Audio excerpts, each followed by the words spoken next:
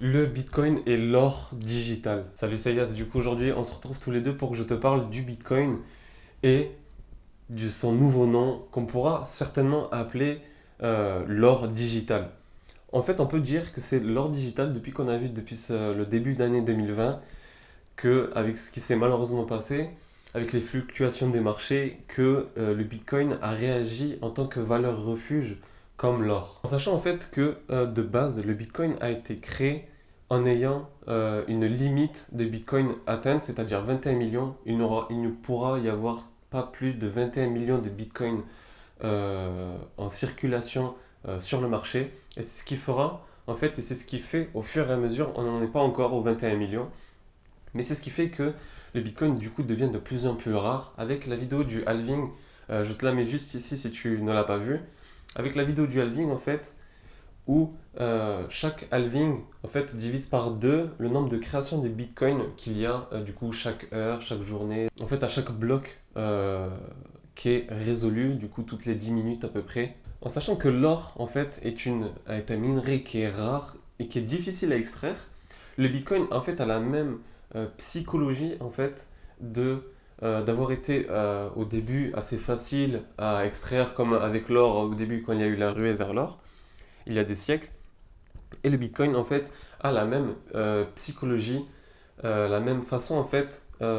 d'évoluer en étant du coup de plus en plus rare et du coup de plus en plus difficile à extraire et à avoir du coup exactement comme l'or. C'est pour ça que le Bitcoin on peut réellement l'appeler l'or digital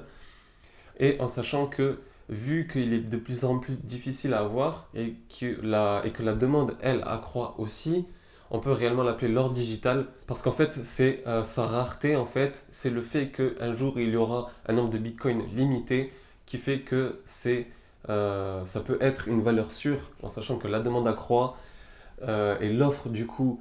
est en baisse de plus en plus, qui fait que son prix va augmenter et peut-être arriver à un prix plancher, je ne sais pas lequel, et du coup qui fait que ce sera une valeur refuge, comme on l'a vu même au début de cette année-là avec les certains événements qui sont arrivés, que les gens ont eu le même comportement sur l'or que sur le Bitcoin, et c'est les deux seules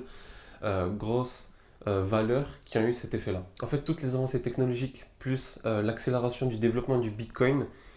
fait que on pourra vraiment dire, et réellement je pense que tu entendras cette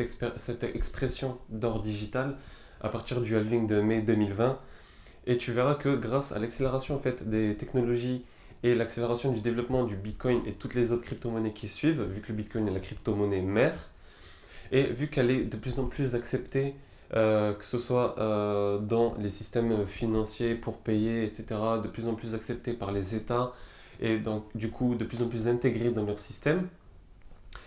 le fait que à partir de ce halving de mai qui rendra le Bitcoin encore deux fois plus dur à extraire, du coup deux fois plus rare, en sorte dans l'idée,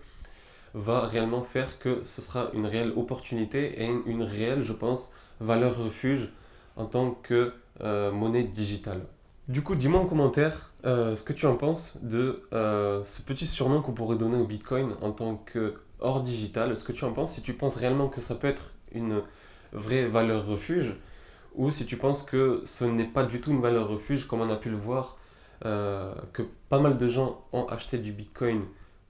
en tant que valeur refuge comme l'or, mais qu'on a vu le cours chuter, qui est très volatile, qui a pu descendre quasiment jusqu'à 4000 $ en étant à 10 000 le mois précédent. Est-ce qu'on peut réellement parler de Bitcoin comme valeur refuge ou non en prenant en compte sa volatilité alors que l'or a une volatilité beaucoup moindre? Dis-moi ce que tu en penses en commentaire. Et je t'invite du coup à t'abonner avant de quitter la vidéo. Je te remercie en tout cas de l'avoir vu jusqu'ici et on se retrouve pour une prochaine vidéo. Ciao.